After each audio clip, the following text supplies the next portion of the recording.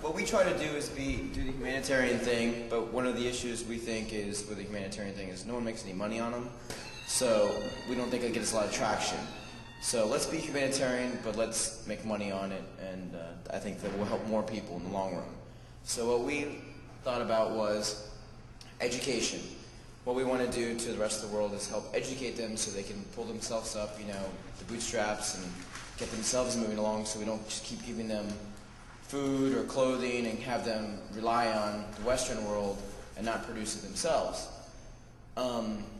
So we thought about, well, what critical skills could we teach them that's in their benefit and in our benefit? And we talked about some of those things. I think we did here is nursing.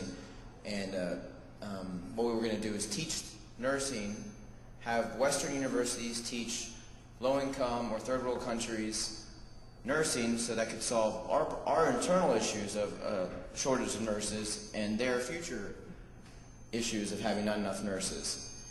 And that's where we started. The name of the company would be World Health Works, and I'll give it to you to continue on. Yeah, so as Amy was saying, we were thinking about partnering up with the One World PC group, who's putting out millions of free PCs around the world. Also, we were thinking about tying in with internet cafes, because as we know, there's a lot of people in the third world that don't have technology like we do. But there are internet cafes everywhere in the world. Also, there's a possibility of broadcasting over cell phones, and as you know, there's probably 2 billion to 3 billion cell phones that are around the world at present, and that's continuing to grow.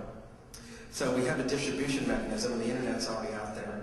And we also figured out that through an association with Sun Computer Corporation, we can go to third world countries that have no infrastructure. And they have a new black box that you can drop into almost any third world that has power and have an immediate infrastructure. So we have the ability to broadcast it, and we also have the ability to get it to the end user. So the only thing left was how to make some money, and we figured out that in addition to helping these people gain an education to increase their medical schools and medical hospitals in their own country, that eventually we could possibly end up immigrating some of those people in the United States, as we're running out of nurses and doctors in the United States at a rapid rate. Anyone who's looked about 50 years out will see there's going to be a very serious shortage in the USA. So we can also actually get a recruiting fee, as well as getting corporate sponsorship and government sponsorship, and a few other ways we figured out to actually make some money off of this while helping people in the third world and helping ourselves. I mean, that's pretty much the key essence of the venture. The other thing that we're going to do is make sure that all the people taking part in this also give back to the program. So they're getting education, but also they're getting a sense of participation. So they're going to be volunteering in the local community. They're also going to be mentoring students in years below them, and also be involved in recruiting other people. So identifying who in their community could be the future nurses or doctors as well.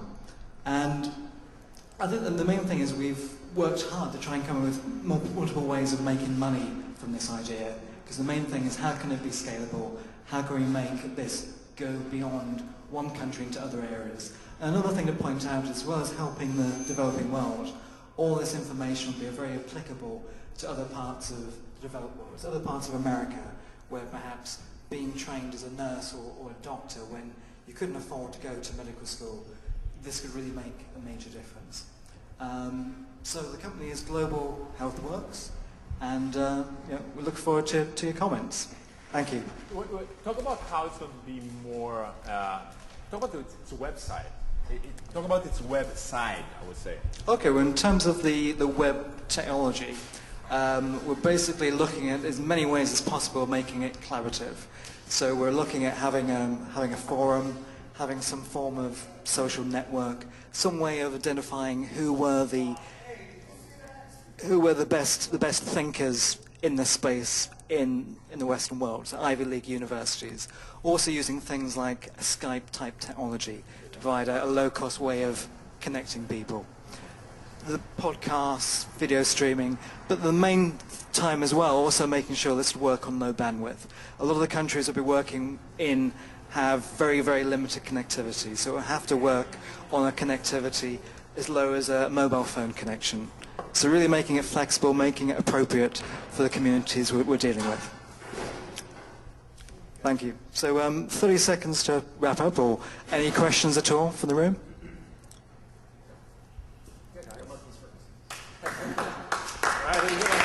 Thank you.